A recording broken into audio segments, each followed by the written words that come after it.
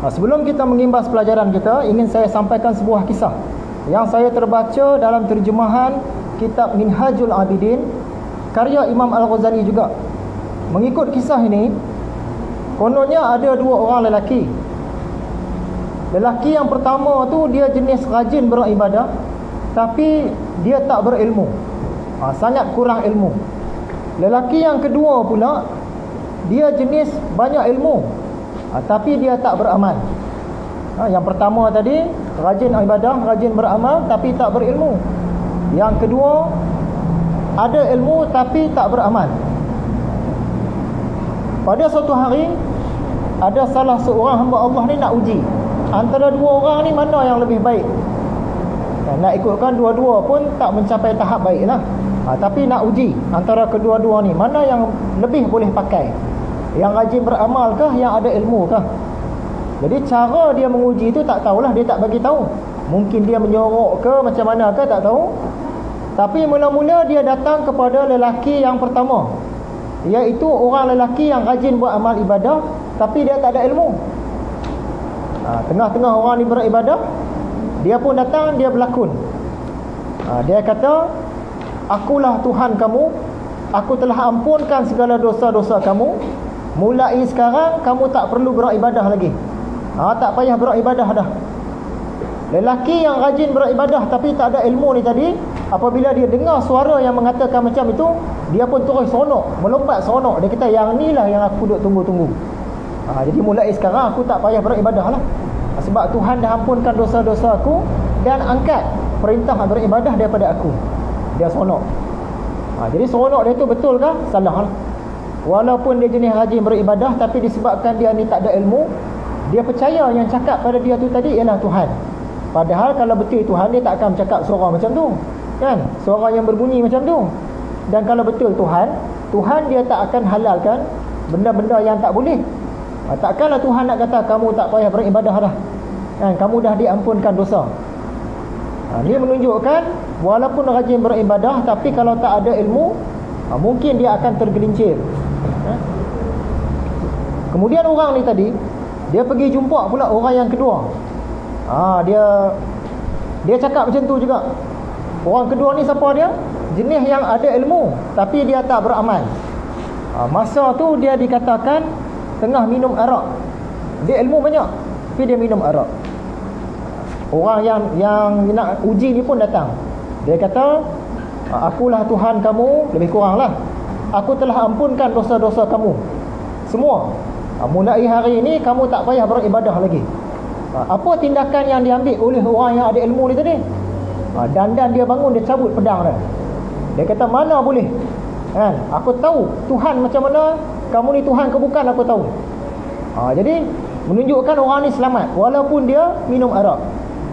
Antara kedua-dua lelaki ni tadi, berdasarkan kisah ini, lebih baiklah lelaki yang ada ilmu tapi dia tak beramal, nak dibandingkan dengan lelaki yang rajin beramal tapi tak ada ilmu.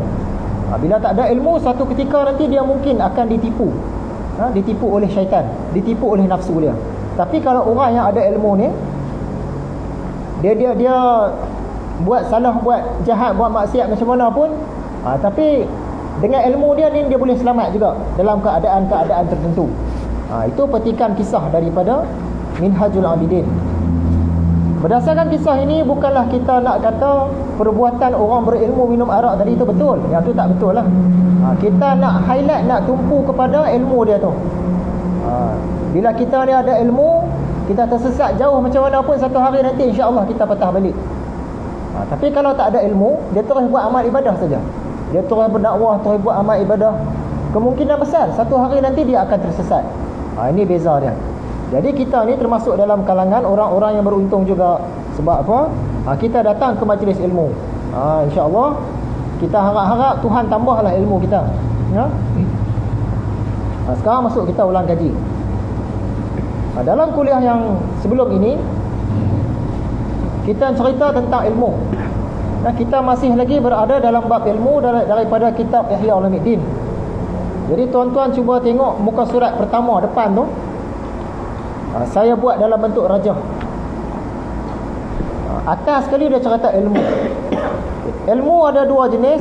Yang pertama, ilmu fardu ain. Semua orang kena buat.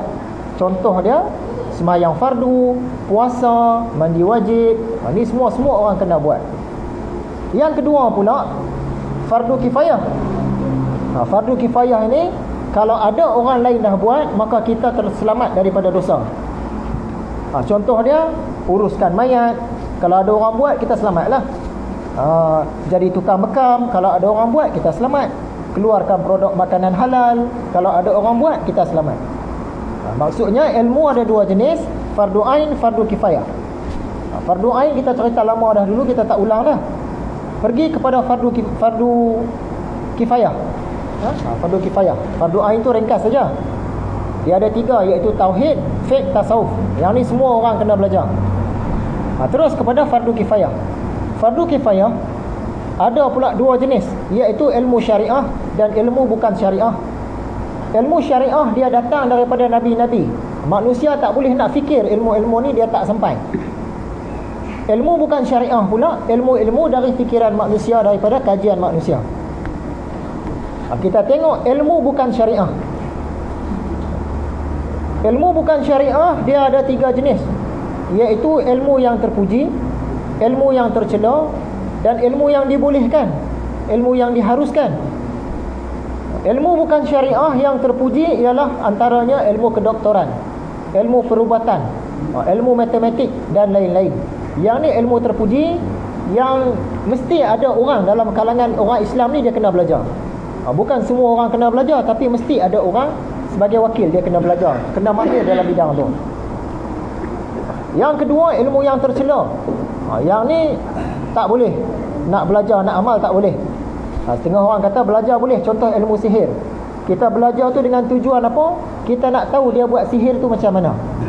Kalau tidak, kita nak batalkan sihir tu mungkin susah sikit. Tapi kita belajar, kita tak boleh amal, kita jadi tukang sihir dah berdosa. Contohnya, orang kadang-kadang dia sihir kita, dia buat simpulan. Dia ambil benang atau tali, dia ikat tali tu, dia baca. Dia ikat satu ikatan lagi, dia baca, hembus. Ikat satu lagi, hembus. Sampai 7 kali hembus, dia pun tanam di belakang rumah kita. Kalau kita belajar ilmu tu, kita tahulah, sakit macam ni mesti ni dia hembus pada tali ni. Cara nak batal dia pula, tali ni kena rendam pula dalam air, kena baca bismillah, kena hembus satu-satu ikatan tu, bagi terbuka, barulah batal sihir dia, kita pun hilang sakit kepala. Jadi belajar ilmu sihir ni harus boleh, tapi amal dia tak boleh. Dan kita belajar tu pula dengan tujuan supaya kita tahu nak lawan dia tu macam mana. Tu